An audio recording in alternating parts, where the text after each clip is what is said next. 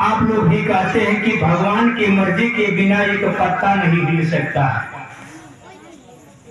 तो इनके मर्जी के बिना इंसान कुछ नहीं कर सकता। चाहे हम लाख चतुराई कर लें, पर बिना परमात्मा की मर्जी के बिना हम एक पल भी नहीं चल सकते। और साध संगत जी, इंसान आज इतना चालाकी कर रहा है, इतना परिश्रम कर रहा है, पर जब तक ये परमात्मा जो चाहते हैं वही होता है। चाहे हम कितना भी मेहनत कर लें, कितना भी परिश्रम कर लें, पर ये जो चाहते हैं वही होता है। कहते हैं कि जो होता है वही जो मंजूरी खुदा होता है।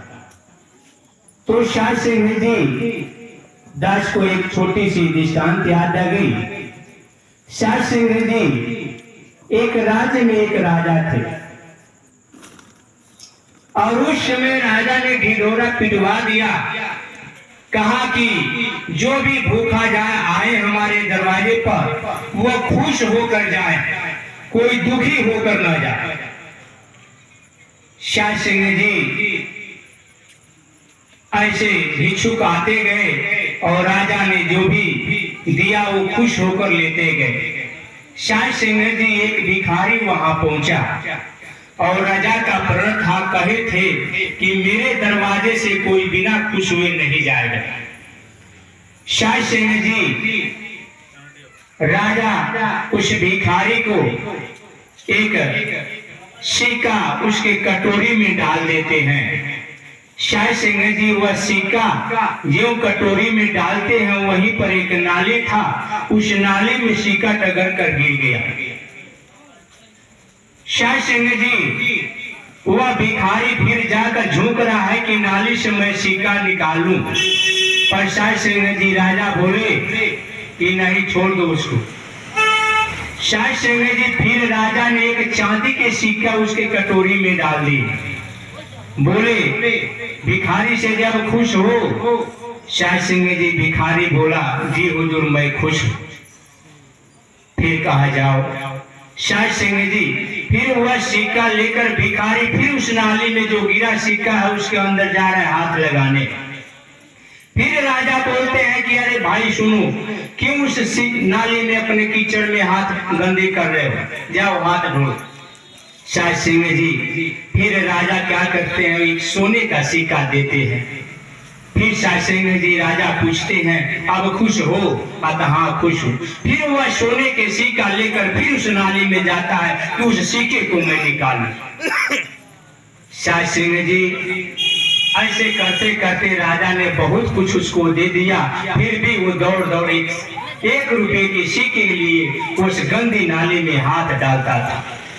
साध संगत जी, दास के कहने का भाव है कि ये सतगुरु राजा और दास एक भिखारी, इस दास के अंदर इतना लालच समा गया है, इतना माया समा गया है कि परमात्मा जितना भी देता है उतना कम ही है। हम संतुष्ट कभी नहीं कर पाते हैं, इंसान कभी संतुष्ट नहीं हो पाता है। वह भिखारी कौन था? हम थे। और वो राजा कौन था? ये सतगुरु थे।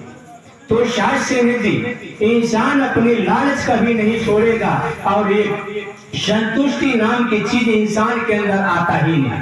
जिस दिन सबर संतुष्टि इंसान के अंदर आ जाएगा तो साध संगत जी, ये सतगुरु का दीदार हो जाएगा। और साध संगत जी, आज इतना बड़ा गांव है, कम से कम यहाँ जितना पड़ोस में ये सत्संग हो रहा है, बहुत सारे घर है, एक एक आते तो संख्या बहुत हो जाती। पर साध संगत जी, यहाँ पैसा नहीं लगता है। अभी कोई एक पंडित जी के बुलावे, कथा सुनावे, तो पंडित जी अपने संस्कृत में उच्चारण कर कर चले जाएं कि हमको कोई समझ में नहीं आता है कि पंडित जी क्या कहें। पंडित जी क्या कहे हैं कथा में हमको कुछ समझ में नहीं आया। वो अपनी किताब देखे, उन्हें पढ़ते गए और हम वहां से हाँ मिलाते हैं। इतना श्लोक पढ़ते हैं कि मुझे ढंग ही नहीं आता है कि मैं पंडित जी क्या पढ़ गए। पर बिना पैसे के इतने आपको साफ साफ शब्दों में ये संत सुनाते हैं, विचार देते हैं, कहते हैं, फिर भी इंसान समझ नहीं पाता। आज दुनिया क्या कर रही है? केवल लालच में फंसी जा रही है, लालच में, संगीत में फंसता चला जा रहा है। साज सिंह जी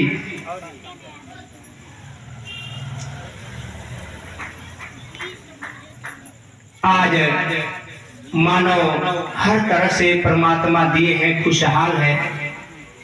दास भी चाहे कि सब कोई खुशहाल रहे।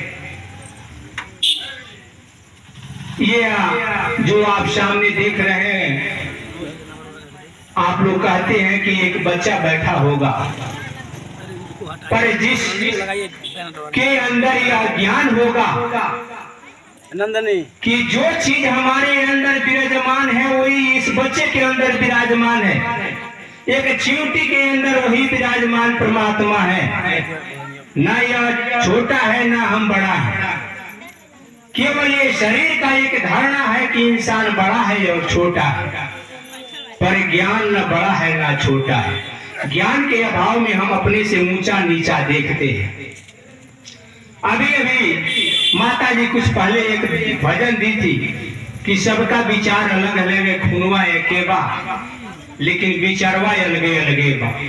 साज सिंह जी, खून सबका रंग लाल ही है, लेकिन उसमें भी ग्रुप अलग अलग है।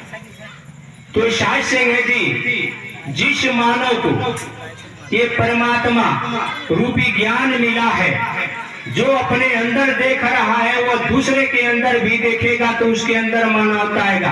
अपनी माँ की समान दूसरे को माँ को देखेगा तो वह मानवता है। अपनी बहन के समान दूसरे की बहन को देखेंगे तो मानवता है। यही ज्ञान है साज सिंह जी। तो साज सिंह जी आज मानव तरह तरह की आलोचना करता है कि यह लोग ऐसे करते हैं वैसे करते हैं। साज सिंह जी कमाई करेंगे हम तो खाएगा दूसरा कोई नहीं ना। जितना हम करने करेंगे उसका ही हमें फल मिलेगा। तो साज सिंह जी, ऐसा हम कर्म करें, ऐसा चले कि जो भी देखे कहे कि हाँ यह मानव मानव है, यह इंसान इंसान है। आज ये संत क्यों जोर लगा कर कह रहे हैं, आज जहां भी सत्संग सुन रहे हैं, कथा पुराण बुला कर करवा रहे हैं, क्यों करवा रहे हैं? आप लाखों लाखों पैसा लगाकर भागवत पुराण गीता से भी पाठ करवाते हैं, आखिर क्यों करवाते हैं? वह बात भी आपको समझ में नहीं है, लेकिन आपको एक भ्रम पड़ा है कि मैं यह सुन जाऊंगा तो हमारा यह दुख दूर होगा। साज सिंह जी, जो गलती हम करेंगे तो सजा और कौन भोगेगा? गलती का तो सजा मुझे भोगना है, चाहे किसी रूप में भोगे उसे भोगना है। तो साज सिंह जी, ऐसा हम कर्म करें, ऐसा विचार बना के रहें कि हमारा चर्चा भी हो, चर्चा का विषय बने। तो साज सिंह जी, अभी अभी आप परमात्मा की चर्चा सुन रहे